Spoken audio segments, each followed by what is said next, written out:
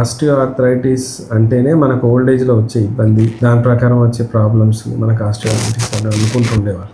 కానీ అది 60 సంవత్సరాల తర్వాతే వస్తుంది ఆస్టియోఆర్థరైటిస్, అంతకుముందు వయసు వాళ్ళకి రాదు కాబట్టి మాకు ఉండదనే అపోహ మాత్రం ఉండదు. ఇప్పుడు జరుగుతున్న మార్పుల బట్టి కానీ, ఆహార అలవాట్లలో వచ్చిన మార్పులు కావచ్చు, వాతావరణంలో వచ్చిన మార్పులు కావచ్చు, లేకపోతే మనం చేసే పనితీరులో వచ్చిన మార్పులు కావచ్చు, మన నైట్ షిఫ్ట్స్లో ఎక్కువైపోవడం వల్ల వచ్చిన మార్పులు కావచ్చు, బాడీలో ఉన్న ఎముకలలో సాంద్రత కానీ వాటి యొక్క స్ట్రెంత్ కానీ చాలా మట్టుకు తగ్గిపోతూ వస్తుంది.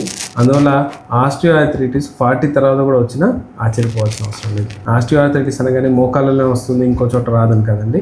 ఏ బోను ఎఫెక్ట్ అయినా, ఏ బోను అరుగుదలకు కారణమైనా, ఎక్కడైతే ఆస్టియోఫైట్స్ ఎక్కువగా కనబడినా, వెన్నుపూసలో కావచ్చు, షోల్డర్లో కావచ్చు, చేతులకు కావచ్చు, మోకాళ్ళలో కావచ్చు, ఎక్కడొచ్చినా సరే అది ఖచ్చితంగా బోన్ ఉన్న చోట ఎఫెక్ట్ అవుతుంది, జాయింట్స్ ఉన్న చోట ఎఫెక్ట్ అవుతుంది. అది మర్చిపోవద్దు.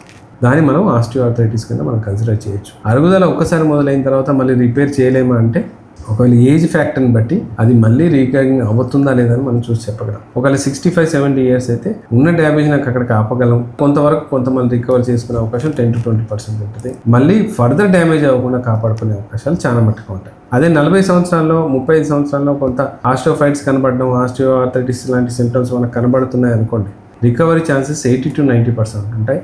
నొప్పులు కూడా మనం కవర్ చేసుకునే అవకాశం ఉంటుంది. సో మీరు అస్సలు వరి అవ్వద్దు. హోమియోపతిక్ ట్రీట్మెంట్ దీనికి ఉంది, సహజ పద్ధతిలో కూడా చేసుకునే అవకాశం ఉంది, ఫుడ్లో ఉన్న మార్పులు చేసుకుని కూడా ఉంటుంది. కానీ డిపెండ్స్ ఆన్ ద పర్సనాలిటీ. అంటే మీరు లావుగా ఉన్నప్పుడు ఒక విధమైన ఫుడ్ ఉంటుంది, సన్నగా ఉంటే ఒక విధంగా ఉంటుంది, ఫ్యామిలీ హిస్టరీలో ఉన్నట్లయితే ఒక విధంగా ఉంటుంది, వేరే డిసీజ్ వల్ల అంటే థైరాయిడ్, హైపోథైరాయిడిజం వల్ల వచ్చిన ఆస్టియోఆర్థరైటిస్ కానీ, అరుగుదలలు కానీ ఏమన్నా ఇంపాక్ట్ ఉన్న, కాల్షియం డెఫిషియన్సీ వల్ల వచ్చినవి కానీ, వైటమిన్ D3 వల్ల వచ్చినవి కానీ, అలా రకరకాలు చాలా ఉంటాయి కారణాలు. వాటిని అన్ని అబ్జర్వ్ చేసుకొని దాని ప్రకారం మనం ట్రీట్మెంట్ ఇచ్చినట్లయితే కూడా వర్కౌట్ అవుతుంది.